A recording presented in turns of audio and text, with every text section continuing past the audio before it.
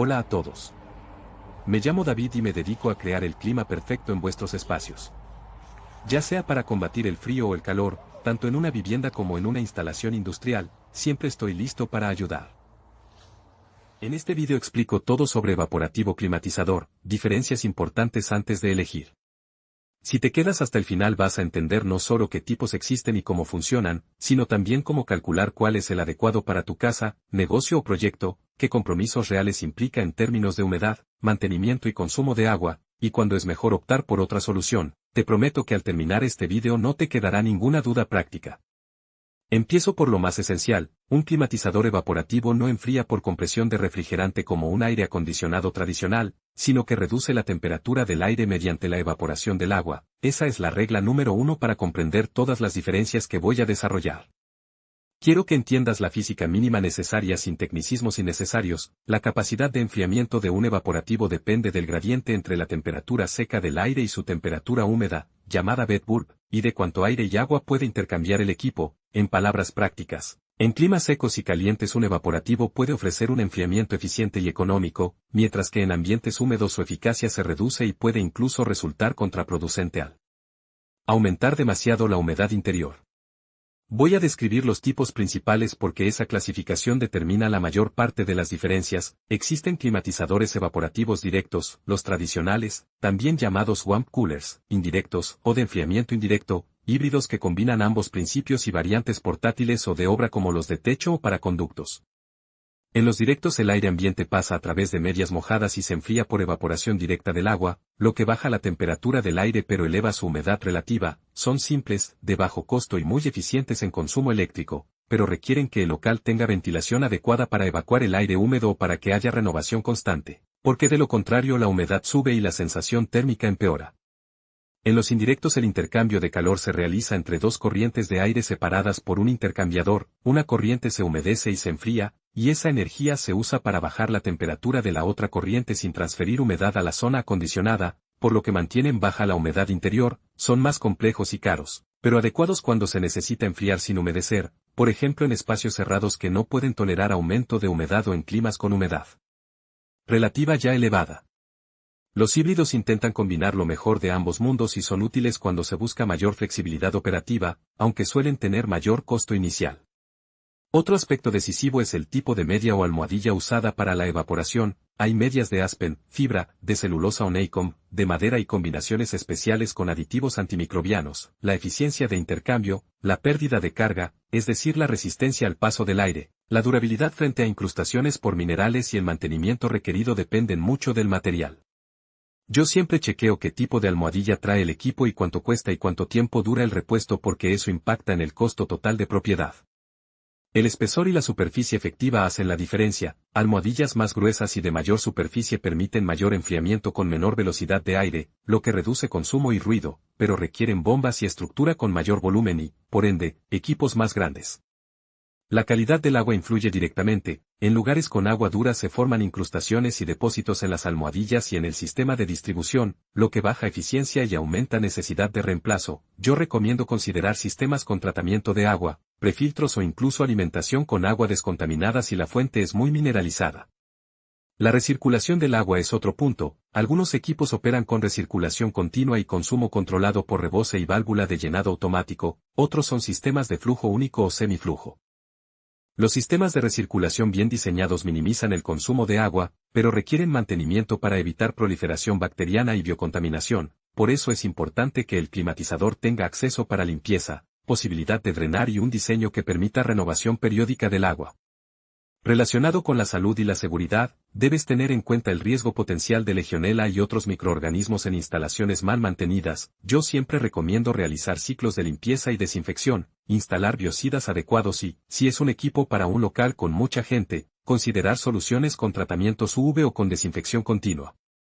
El ruido y el comfort acústico son variables que no suelen valorarse en la compra pero que luego definen la satisfacción con el equipo. Los ventiladores pueden ser de distintos tipos, axial, centrífugo, con motor AC o con motor EC, más eficiente y con control de velocidad. Los equipos con ventiladores más grandes y motores de velocidad variable suelen ofrecer un movimiento de aire más silencioso y confortable, y además permiten ajustar la relación entre flujo de aire y evaporación.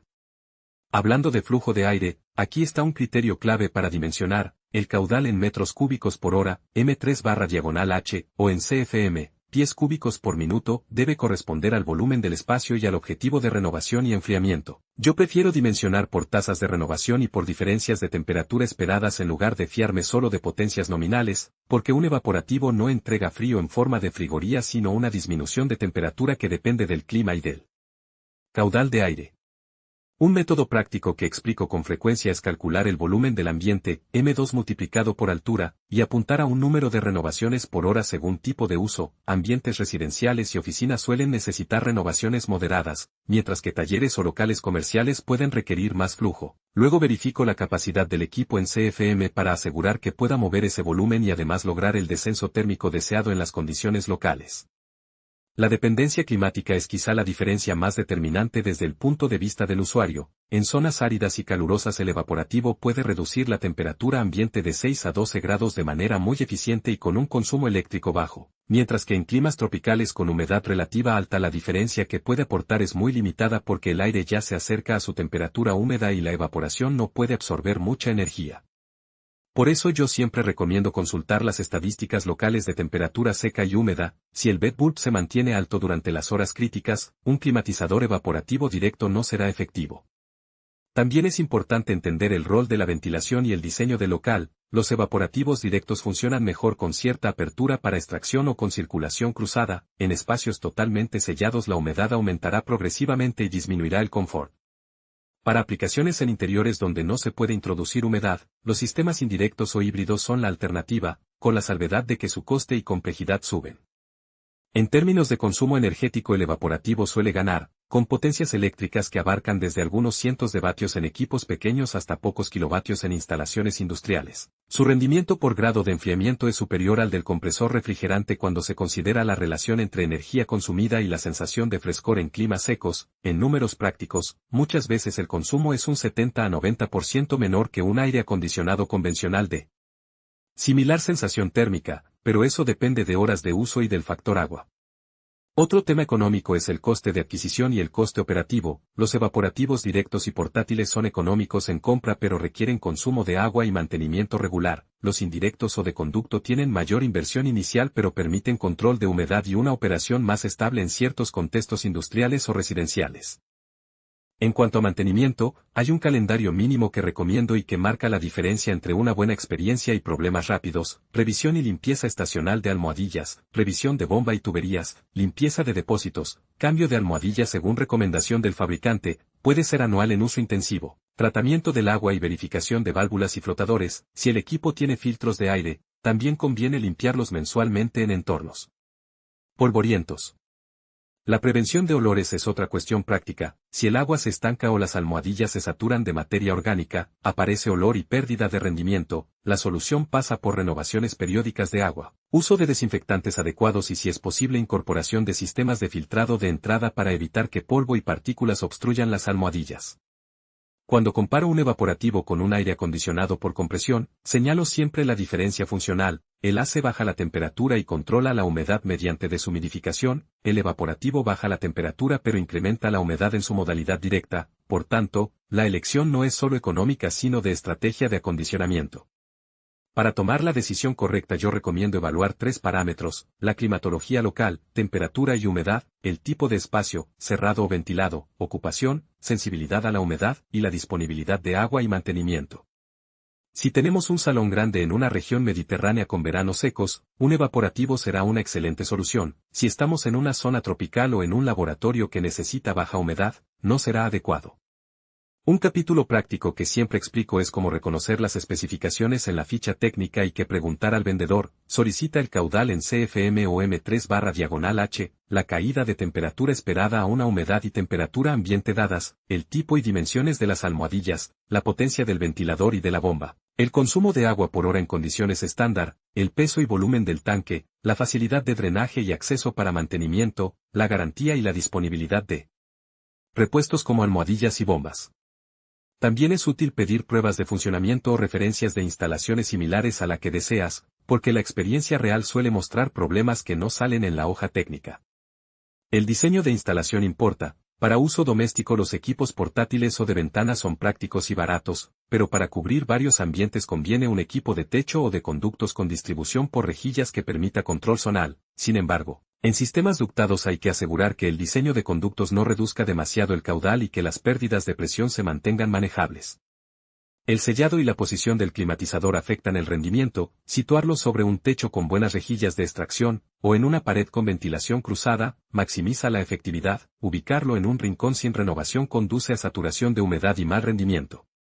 Un punto técnico que explico con frecuencia es cómo estimar el descenso de temperatura real. Si conoces la temperatura seca y la humedad relativa ambiente puedes estimar el bed bulb y la depresión máxima teórica. La caída real será un porcentaje de esa depresión según la eficiencia de la almohadilla y del equipo. Equipos de alta gama con almohadillas optimizadas y buen caudal alcanzan eficiencias mayores, acercándose al límite teórico, mientras que equipos económicos con almohadillas finas o con bombas insuficientes entregan mucho menos. Para un usuario medio, la regla práctica es, en climas secos, espera 6 a 12 grados menos que la temperatura exterior, en climas moderadamente húmedos, espera 2 a 6 grados y quizá un incremento de 5 a 10% en humedad relativa interior, en climas húmedos, puede ser ineficaz. En términos de dimensionamiento por ocupación y carga térmica, un evaporativo bien dimensionado debe considerar ganancias internas, personas, equipos, iluminación, y ganancias por transmisión. Yo aconsejo sumar un margen de seguridad y preferir equipos con regulación de velocidad para ajustar flujo según carga. Para aplicaciones comerciales e industriales, hay modelos con recuperación de energía y controles automáticos que integran sensores de temperatura y humedad y permiten operar en modos distintos según condiciones externas. Esos sistemas optimizan consumo de agua y energía y reducen el riesgo de sobrehumedecer el interior. Otro elemento diferenciador es la presencia de prefiltrado y filtro CEPA de partículas. Si vas a usar el climatizador para mejorar confort en un ambiente donde hay polvo o polen, es indispensable que el equipo tenga un sistema de filtrado y acceso para limpieza frecuente, porque las almohadillas se ensucian rápido en entornos polvorientos y pierden eficiencia. En cuanto a vida útil y durabilidad, las estructuras metálicas con recubrimientos anticorrosión y componentes eléctricos protegidos aumentan la longevidad. Si el equipo va a operar al exterior o en ambientes salinos es fundamental verificar resistencia a la corrosión y seleccionar materiales adecuados. Sobre el coste total de propiedad, te sugiero calcular no solo la inversión inicial sino el consumo de agua anual, el coste de las almohadillas de repuesto, el consumo eléctrico y el mantenimiento. En zonas donde el agua es cara o escasa, el argumento del bajo consumo eléctrico puede perder peso frente al coste del agua. En proyectos sostenibles hay que evaluar también la huella ambiental. Los evaporativos no usan refrigerantes que puedan ser nocivos, tienen menor consumo eléctrico y son más simples de reciclar, pero el uso de agua y la posible descarga de efluentes con biocidas requieren manejo responsable. Para elegir entre marcas y modelos, yo sigo un proceso de verificación que repito, comparar especificaciones técnicas reales y no solo eslogans, preguntar por pruebas en condiciones reales similares a las tuyas, revisar disponibilidad de repuestos y servicio técnico local, leer reseñas de usuarios que describan desempeño y mantenimiento a varios meses de uso y, si es posible, probar el equipo in situ antes de comprar. Si vas a comprar usado, revisa el estado de las almohadillas, presencia de óxido, funcionamiento de la bomba, integridad del tanque, ruido del ventilador, funcionamiento del flotador y ausencias de fugas. Hay errores comunes que yo veo: comprar un equipo subdimensionado para un espacio grande, ignorar la humedad local, no prever mantenimiento, ubicar el climatizador en un lugar sin ventilación y pensar que funciona como aire acondicionado. Evita estos errores porque se traducen en insatisfacción rápida.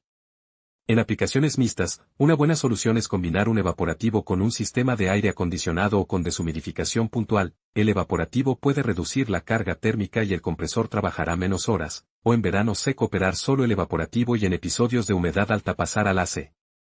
Finalmente, te doy una guía de prioridades para decidir. Si tu clima es predominantemente seco y buscas solución económica y de bajo consumo eléctrico, prioriza evaporativos directos con almohadillas de calidad, buen caudal y acceso fácil a mantenimiento. Si necesitas controlar humedad o trabajas en espacios cerrados con sensibilidad a condensación, prioriza sistemas indirectos o híbridos y valora la inversión adicional. Si el agua es un recurso limitado o caro, analiza cuidadosamente el consumo nominal y las posibilidades de recirculación y tratamiento.